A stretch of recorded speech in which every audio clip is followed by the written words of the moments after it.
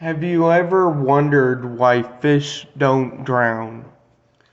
Principal Penderbrook was just sitting down to drink a cup of tea, staring over at an old goldfish he had won at the state fair, when the intercom rang overhead. "Sir, you have a few visitors," said the secretary, Miss Gaith. As he rubbed his forehead aggravatedly, the old educator sighed. "Bring them in, Miss Gaith. Bring them in." The old office door swung on its broken hinge. He had been meaning to get that fixed, but there was no money in the state's budget for such things, and personally, who cared? Anyways, the kids came first. In stepped a young boy with a bloody nose and a young girl whose hair was ripped out and had a claw mark on the side of her face, was sitting on the bench outside the door, nervously fixated on biting her nails. Some habits start young. By her teenage years, she'd be smoking Pall Malls. "I'll call your parents," said Principal Penderbrook, laboriously picking up the old receiver and typing in the number for one Gary and Juanita Sanchez manually. When the parents got there, they were furious, and at him, the school, the other parents, and the other child in question for hurting their baby. "Look, Mrs. Daines, it was a mutual fight," began Principal Penderbrook, but he was interrupted again by the distraught women. James's dad worked construction, and Alice's dad was a drug addict in rehab. Get it? Great role models. They both would end up in juvie if they were lucky.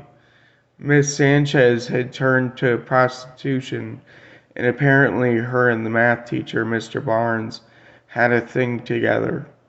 The neighborhood was upper middle class, but with all the work shortages, Gary, the one who worked construction, really was on a tight budget, yet there were appearances to be kept up.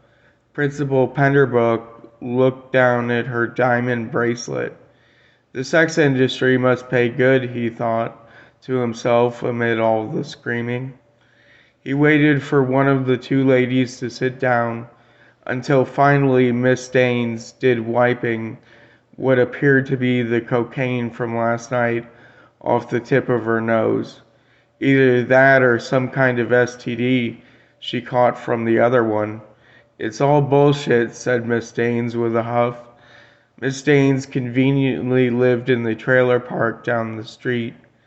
Principal Penderbrook gave a smirk as he looked out the window of his office at the two kids who were sharing suckers off of Miss Gaith's desk. "Such a sweet lady, but look both of you. It was a mutual fight, and they are both getting suspended just for a couple of days." Then the blow-up happened again.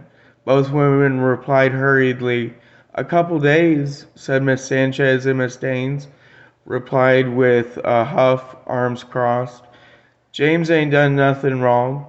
Look, just till things blow over, and look, they seem to be getting along fine." Principal Penderbrook leaned back in his rolly chair and put a pencil-handed fist up to his chin, smirking again. "No, no, my daughter is not going near that junkie's kid," Miss Daines yelled back. "Whore." Principal Penderbrook smiled and, handing both women a lollipop, said, "Ladies, ladies, are we really that different?" And the fighting ensued. Later that day, as the cops took away the two mothers in handcuffs, Alice looked up at Principal Penderbrook with a lollipop in her mouth and replied judgmentally, "What's their problem?" And Principal Penderbrook replied, "I have no idea, but you know what?" "What?" asked Alice.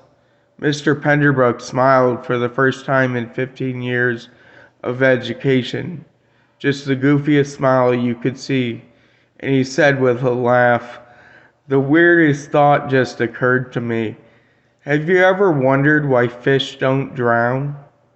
Alice and James both shrugged their shoulders. "Beats me," said Alice.